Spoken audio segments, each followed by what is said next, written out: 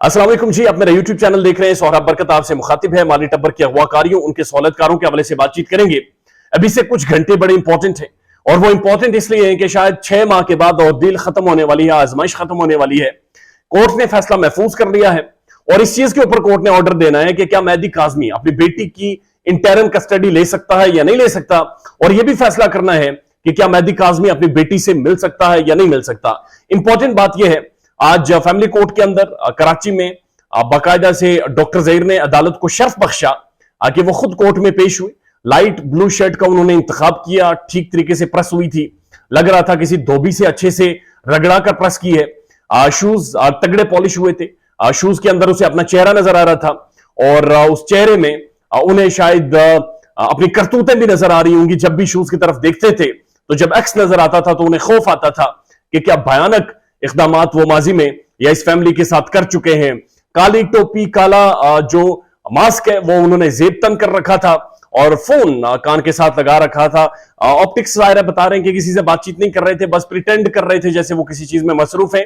और जब ऐसा बंदा प्रिटेंड करता है तो उसकी हवाइयां उड़ी होती हैं, उसके पांव के नीचे से जमीन खिसकी होती है, और जब पांव के नीचे से जमीन खिसकी हो तो इंसान प्रिटेंड करता है मैं बिजी हूं, जिस तरह से वो प्रिटेंड कर रही थी कि मैं वो फोन पर बिजी है।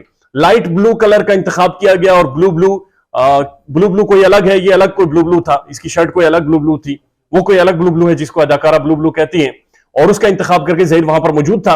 और ज़हीर ने बुनियादी तौर पर यह मुकदमा कोर्ट के सामने रखा कि मेहदी काज़मी को अगर आप इजाजत देते हैं बेटी से मिलने की तो मुझे भी इजाजत दें, मैं भी मिलना चाहता हूं, मैं भी यहां पर शर्ट इस्त्री करवाकर और जूते पॉलिश करवाकर आया हुआ हूं, यह मेरिट है जिसके ऊपर मुझे भी मिलना दिया जाए।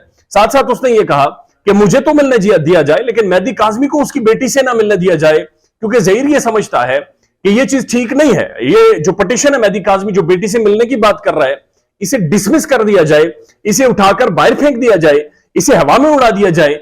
मेहदी काज़मी को मिलने की इजाजत नहीं होनी चाहिए, मुझे मेहदी काज़मी की बेटी से मिलने की इजाजत दे दी जाए।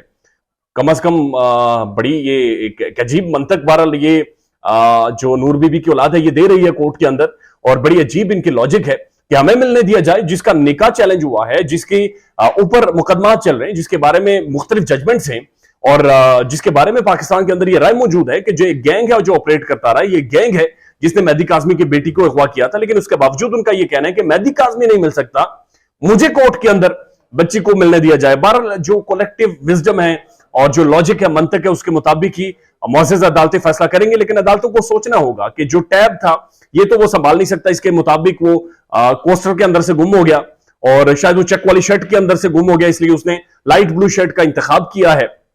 लेकिन आज बड़ा इंपॉर्टेंट दिन है एंड यू मस्ट से कि फिंगर क्रॉस्ड कि अगर ये अदालत फैसला दे देती है तो this will be the biggest victory इस केस के अंदर, कम अज कम के जहां पर बाकायदा से अदालत इजाजत दे देगी कि मेहदी काज़मी 6 माह के बाद कम से कम अपनी बेटी से मिल सकेंगे, उससे बातचीत कर सकेंगे, उससे चीजें डिस्कस कर सकेंगे, चीजें सॉर्ट आउट कर सकेंगे, और यहां से एक नए सफर का आगाज होगा।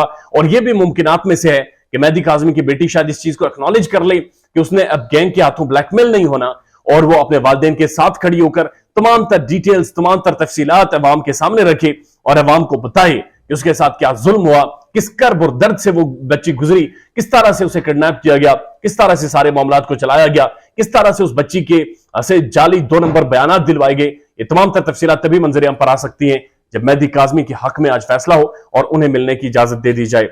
जो भी अपडेट्स होंगी आपकी खिदमत में पेश करेंगे। ख्याल रखिएगा अपना। अल्लाह हाफिज।